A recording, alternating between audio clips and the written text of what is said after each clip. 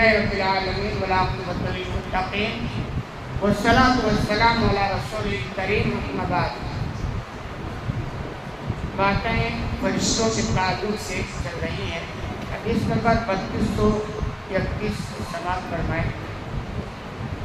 حدثنی عروۃ ان عائشہ رضی اللہ عنہا، عروہ بیان کرتے ہیں کہ عائشہ رضی اللہ عنہا زوج نبی صلی اللہ علیہ وسلم حدثتہ انہا قال لنبی صلی اللہ علیہ وسلم، کہ عائشہ رضی اللہ عنہا جو نبی کریم صلی اللہ علیہ وسلم کی بیوی ہیں، زوجہ ہیں، انہوں نے بیان کیا کہ انہوں نے اللہ کے رسول صلی اللہ علیہ وسلم سے کہا کہ اللہ کے رسول حل اتی علیک یوم کان اشد من یوم احد، کیا احد سے زیادہ بھی سخت دن آپ پر گزرا ہے؟ غزوہ احد آپ نے نام سنا ہوگا، غزوہ بدر جو مسلمانوں اور کفار مکہ کی پہلی لڑائی تھی، جس میں اللہ نے مسلمانوں کو زبردست کامیابی عطا فرمائی اور جتنے بڑے بڑے سردار تقریباً سب کا کام تمام ہو گیا۔ تو اسی کے انتقام کے لیے پھر غزوہ احد پیش آیا، لیکن اس میں تھوڑی سی چوک ہوئی، جو اسباب تھے اس میں اختیار کرنے میں گڑبڑی ہوئی اور مسلمانوں کو کافی نقصان ہوا۔ صحابہ کرام کی ایک بڑی تعداد شہید ہو گئی، وہ نبی کریم صلی اللہ علیہ وسلم زخمی ہو گئے، آپ کا دندان مبارک شہید ہو گئے، یہ سارے حالات بنے۔ تو عائشہ رضی اللہ تعالیٰ عنہ نے وہ سوال کیا، کیا احد سے زیادہ مصیبت والا دن آپ پر گزرا ہے؟ ساتھ یہ بات بھی آپ نوٹ رکھیں کہ نبی تھے، ان کے ساتھ بھی ایسے مسائل تھے۔ ہم کہہ سکتے، دنیا والے کہہ سکتے کہ بھئی وہ اللہ ہے کہ نبی، تو نبی کے ساتھ جب ایسا ہو رہا تھا تو اللہ کہاں تھا؟ اللہ وہی تھا جہاں ہے، وہ سب دیکھ رہا تھا، اس کو جو کرنا تھا وہ کر بھی رہا تھا۔ لیکن یہ دنیا ہے کہ ایسے حالات بتا کر بساؤ کا اللہ بہت سارے لوگوں کو آزمائش میں ڈالتا ہے اور دنیا والوں کو بتاتا کہ دیکھیے حالات جب ایسے بنتے ہیں تو اہل ایمان ایسے ہوتے ہیں۔ اس لیے ہم لوگوں پر کبھی بھی کوئی مصیبت آئے نا تو ناامید نہیں ہونا چاہیے، کبھی بھی کوئی شکوہ گلہ یہ ساری چیزیں نہیں ہونی چاہیے۔ تو عائشہ نے سوال کیا کہ احد سے زیادہ سختی بھی کوئی آپ پر گزرا ہے؟ قال لقد لقيت من قومك ما لقيت وكان اشد ما لقيت من يوم العقبہ۔ تو آپ نے فرمایا کہ تمہاری قوم سے جو مجھے مصیبت پہنچی وہ تو پہنچی، یعنی قریش کی طرف سے آپ کو ستایا گیا، راستے میں کانٹے بچھائے گئے، بہت سارے مسائل ہوئے، تو آپ نے کہا وہ جو پہنچی وہ تو پہنچی۔ کہہ رہے سب سے زیادہ جو سخت دن مجھ پر گزرا وہ عقبہ کا تھا۔ عقبہ یہ طائف کی طرف اشارہ ہے، طائف میں ایک گھاٹی ہے جس کو عقبہ کہا جاتا ہے، اسی طرف اشارہ ہے۔ ہوا یہ کہ مکہ میں بڑی مصیبت والی زندگی تھی، حالات ایسے بنے کہ پائکار کر دیا گیا مسلمانوں کو اور وہ حالات بنے۔ اس کے بعد آپ کے چچا ابو طالب کا انتقال ہو گیا، تو آپ ایک امید لے کر دعوت کا مشن لے کر طائف گئے۔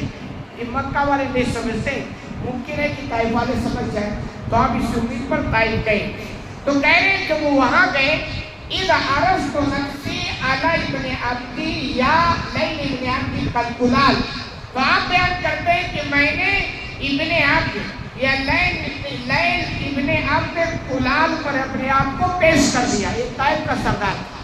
تو کہہ رہے ہیں میں نے اپنی ساری بات اس کے سامنے رکھ دی، فلم یجبنی الی ما اردت، تو میں نے جو دعوت ہے اس کو قبول نہیں کی۔ یہ بتا رہے سب سے سخت دن جو میرے اوپر گزرا کہ میں مکہ میں ایک دم حالات میرے خراب، اور میں طائف سے امید لے کے گیا اور وہاں کے سردار کی طرف اپنی بات رکھی، اس نے انکار کر دیا۔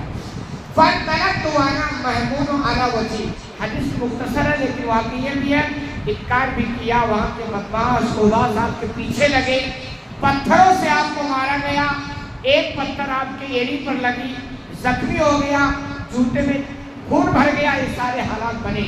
تو کہہ رہے پھر میں وہاں سے بہت ہی رنجیدہ غمگین ہو کر واپس ہوا۔ کہہ رہے فلم استفد الا وانا بقرن ثالث، کہہ رہے میں قرن ثالث پہنچا، یعنی وہاں سے واپس ہوا تو قرن ثالث جب پہنچا فرفعت راسی، تو میں نے اپنے سر کو اٹھایا تھوڑا، فَإِذَا بِالسَّحَابَةِ قَدْ أَضَلَّتْنِي، تو میں نے دیکھا کہ بادل کا ٹکڑا ہے جو مجھے سایہ کر رکھا۔ فَنَظَرْتُ فَإِذَا فِيهَا جِبْرِيلُ، تو میں نے جب اس میں غور سے دیکھا تو مجھے جبریل علیہ السلام اس پہ نظر آئے۔ یہ طائف کا واقعہ پورا بتا رہے ہیں مختصر کہ ایسے ایسے حالات میرے ہوئے ہیں اور سب سے سخت دل والا تھا۔ تو کہہ رہے جب بادل کے ٹکڑے میں مجھے جبریل نظر آئے، فنادانی، تو انہوں نے مجھے بلایا، یعنی آواز دی، فقال، اور کہا، ان اللہ قد سمع قول قومک لک وما ردوا علیک، اے نبی یقیناً اللہ نے آپ کی قوم کی باتوں کو سن لیا اور انہوں نے جو انکار کیا اسے بھی سن لیا۔ یعنی یہ سارے جو کچھ ہوئے ہیں نا اللہ کو مکمل جانکاری ہے۔ وَقَدْ بَعَثَ اللَّهُ إِلَيْكَ مَلَكَ الْجِبَالِ، تحقیق کہ اللہ نے پہاڑوں کے فرشتوں کو بھیج دیا، یعنی پہاڑوں کا جو فرشتہ ہے وہ آ چکا ہے۔ لِتَأْمُرُوا بِمَا شِئْتَ فِيهِ، اور آپ اس فرشتوں کو جو چاہے حکم دے دیں۔ کتنا بڑا وافر تھا کہ جنہوں نے آپ کو پتھروں سے مار کر لہو لہان کر دیا، ان کے لیے وافر ہے۔ فرشتہ ہے پہاڑوں والا، آپ اشارہ کریں جیسی مرضی جو چاہے آپ کہیں، فرشتہ حاضر ہے۔ کہنے فنادانی ملک الجبال، چنانچہ پہاڑوں کا فرشتے نے آواز دی، فسلم علیہ، اس نے مجھ سے سلام کیا، ثم قال، سلام کے بعد اس نے کہا، یا محمد، اے محمد صلی اللہ علیہ وسلم، وقال ذالک فیما شئت ان شئت، کہہ رہے آپ جو چاہیں کے بارے میں حکم دیں، ان اتبک علیہم الاخشبین، اگر چاہیں تو میں ان دو پہاڑوں کو درمیان ان کو رکھ کے پیش دوں، یعنی ان کی جو بستی ہے دو پہاڑوں کے درمیان واقع ہے، اگر آپ اشارہ کریں تو میں حقیقت میں ان دو پہاڑوں کو درمیان ان کو پیش کے رکھ دوں۔ آپ دیکھیں نبی کریم صلی اللہ علیہ وسلم نے کیا جواب دیا۔ فقال نبی صلی اللہ علیہ وسلم، نبی کریم صلی اللہ علیہ وسلم نے کہا، بلغت ان یخرج اللہ من اصلابهم من یعبد اللہ وحدہ لا یشرک بہ شیئا، آپ نے کہا مجھے امید ہے کہ ان کی نسلوں سے ایسے لوگ پیدا ہوں گے جو صرف ایک اللہ کی بندگی کریں گے اور کسی کو شریک نہیں کریں گے، اور آپ کی بے شک ہوئی سچ ہوئی، بعد میں طائف کے لوگ مسلمان ہو گئے۔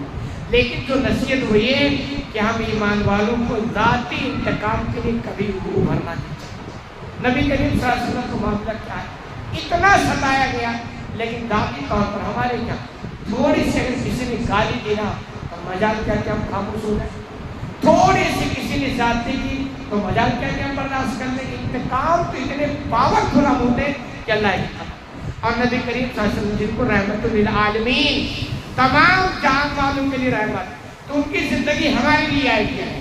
کچھ کرنا ہے آخرت کے لیے کرو، کچھ کرنا ہے دین کے لیے کرو، دعوت کا کام کرو، کچھ کرنا ہے آخرت بناؤ، اس میں آپ کو کامیابی ملے گی۔ اللہ رب العالمین سے دعا ہے کہ العالمین تمہیں کہنے سنے جانا برکت توفیق عطا فرمائے، آمین۔